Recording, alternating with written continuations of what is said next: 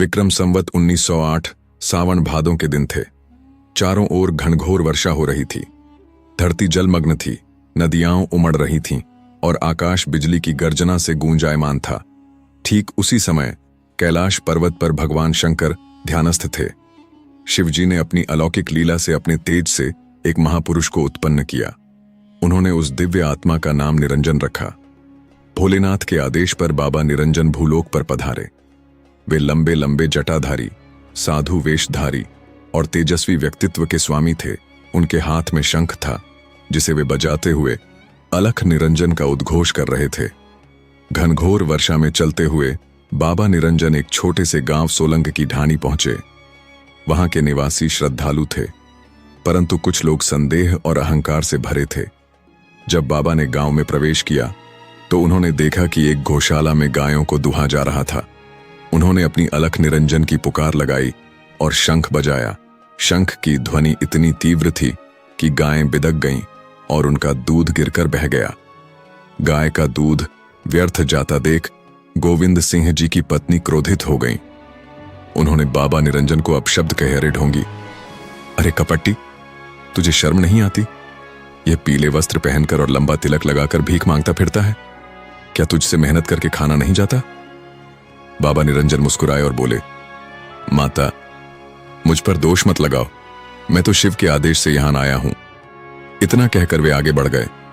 लेकिन यह दृश्य गोविंद सिंह जी के पिता न्यादर सिंह जी ने देख लिया। उन्हें एहसास हुआ कि यह कोई साधारण साधु नहीं है।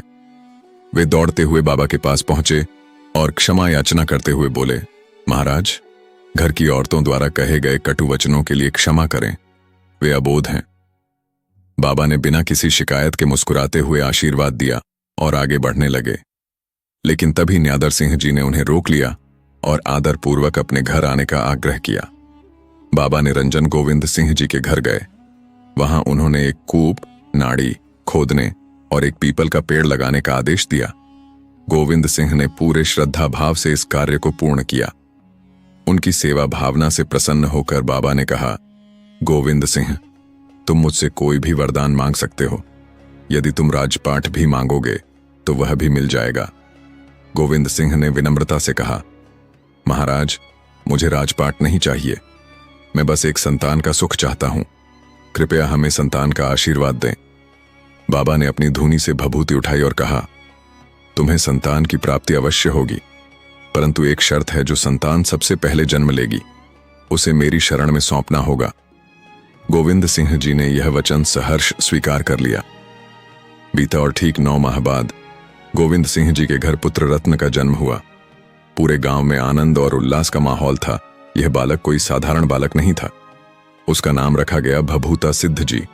समय बीता, भभूता सिद्ध जी बड़े होने लगे, लेकिन गोविंद सिंह जी पुत्र मोह में अपने दिए गए वचन को भूलने लगे। 10 वर्ष बीत गए और बाबा निरंजन बार बार उन्हें वचन याद दिलाने आए, परंतु गोविंद सिंह जी हर बार कोई न कोई बहाना बना देते।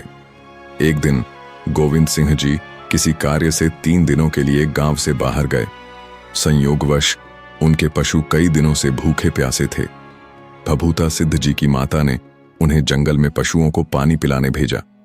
भभूता सिद्ध जी अपने मित्रों के साथ जंगल की ओर गए, लेकिन वहां काली नाड़ी के पास स्थित खेजड़ा वृक्ष पर एक रहस्यमयी सर्प का निवास था।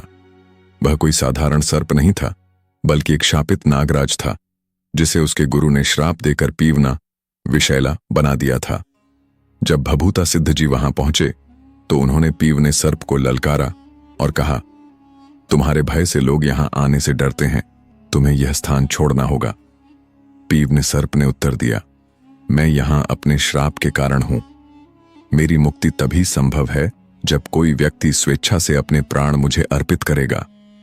भभूता सिद्ध जी ने कहा, अगर मेरी मृत्यु से तुम्हारी मुक्ति संभव है तो मैं स्वेच्छा से अपने प्राण त्यागने के लिए तैयार हूं।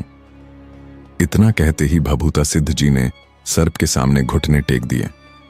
नागराज ने उन्हें डंस लिया। भभूता सिद्ध जी के मित्र यह देखकर घबरा गए और गांव की ओर दौड़े। जब उनकी माता को यह समाचार मिला तो वे विलाप करते हुए काली नाड़ी की ओर दौड़ी, लेकिन जब तक वे पहुंची, भभूता सिद्ध जी अपना शरीर त्याग चुके थे। उनके माता पिता स्वयं को दोष देने लगे।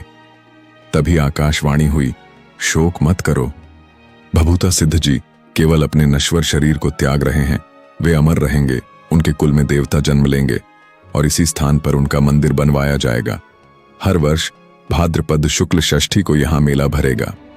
यह सुनकर सभी ग्रामवासी श्रद्धा से नतमस्तक हो गए।